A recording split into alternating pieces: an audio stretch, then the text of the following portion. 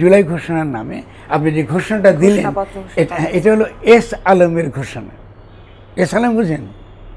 এটা হলো সমাজের লুটেরা মাফিয়া শ্রেণী। সমাজের যে রাষ্ট্রটা আপনি গঠন করেন সেই রাষ্ট্রটা সমাজের বুদ্ধিবৃত্তিক স্তরের সঙ্গে যুক্ত।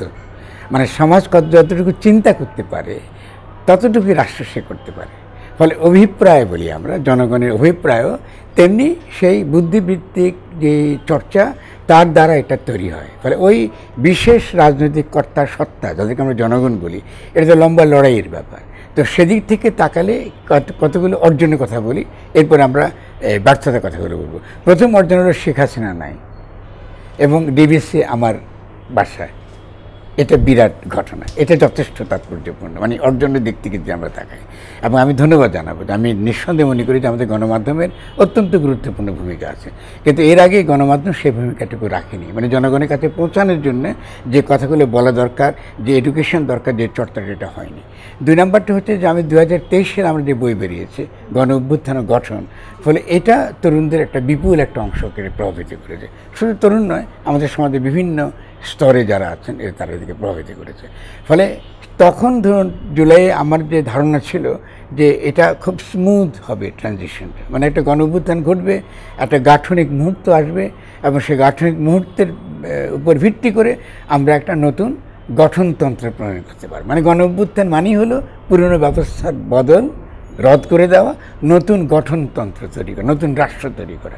কিন্তু আমরা লড়াইয়ের মধ্যে দিয়ে আমার প্রথম অভিজ্ঞতা হলো যে আমাদের সমাজের যারা তথাকথিত চিন্তাশীল শ্রেণী, এদের চিন্তার দৌড়টা অত্যন্ত পশ্চাৎপদ। তরুণরা না, কিন্তু তারা কিন্তু লড়েছে, তারা কিন্তু গুলির সামনে দাঁড়িয়েছে।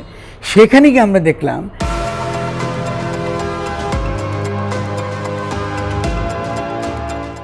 যে আমরা কিছুতেই আমরা এই গণসার্বভৌমত্ব কথাটা বোঝাতে পারছি না। মানে গণতন্ত্র মানেই হলো জনগণের ক্ষমতা, এই যে সহজ কথাটা, এটা আমরা বোঝাতে পারছি না। তো জনগণের ক্ষমতাটা কী করে আপনি আবার এটাকে বাস্তবায়িত করেন? নতুন গঠনতান্ত্রিক প্রক্রিয়া শুরু করা। এখানে কী কী শব্দ ব্যবহার করছি আমি? একটা হলো গাঠনিক মুহূর্ত, কনস্টিটিউটিং মুভমেন্ট। এরপরে আসে আপনার কনস্টিটিউটিং প্রসেস, মানে আপনি যে গঠনটা করবেন তখন কীভাবে হয়? গণ অভ্যুত্থানের পরপরই যারা এই গণ অভ্যুত্থানটা করেছেন তাদের প্রথম দরকার ছিল এই কথাটা বলা যে আজ আমরা বাংলাদেশের জনগণ একটা ফ্যাসিবাদী শাসন, একটা ফ্যাসিস্ট রাষ্ট্র, পুরনো আইন, কলোনিয়াল আইন, এটাকে আমরা উৎখাত করেছি। এখন আমরা জনগণের ক্ষমতা কায়েম করব এবং জনগণের ক্ষমতাকে আমরা যদি প্রাতিষ্ঠানিক রূপ দিতে চাই তাহলে আমরা একটা গঠনতান্ত্রিক প্রক্রিয়ায় প্রবেশ করব। এই হতো ঘোষণা। যদি আপনি 5 তারিখ থেকে 8 তারিখে ঘোষণা দিতেন, আমরা নতুন গঠনতান্ত্রিক প্রক্রিয়া ঢুকতে পারলাম। কিন্তু ঘটনাটা ঘটেনি, কিন্তু আমাদের সকলে কিন্তু তার জন্য দায়ী। কোনো ছাত্রদের উপর একা দায়ী করলে চলবে না। আমরা ছাত্রদেরকে বুঝলাম না না না এটা করা যাবে না, করা যাবে না, সংবিধান লাগবে, আইন লাগবে, আইন ছাড়া কী করে চলবে? তখন ওদেরকে ধরে নিয়ে এসে আপনি একটা সেনা সমর্থিত উপদেষ্টা সরকার বানিয়েছেন। কার সংবিধান রাখার জন্য? শেখ হাসিনার সংবিধানকে টিকিয়ে রাখার জন্য। ফ্যাসিস্ট সংবিধানটা আপনি টিকিয়ে রাখলেন। টিকিয়ে রেখে এখন এই যে জুলাই ঘোষণার নামে আপনি যে ঘোষণাটা দিলেন এটা হলো এস আলমের ঘোষণা। এস আলম বুঝেন? এটা হলো সমাজের লুটেরা মাফিয়া শ্রেণী, এটা হলো ওদের ঘোষণা।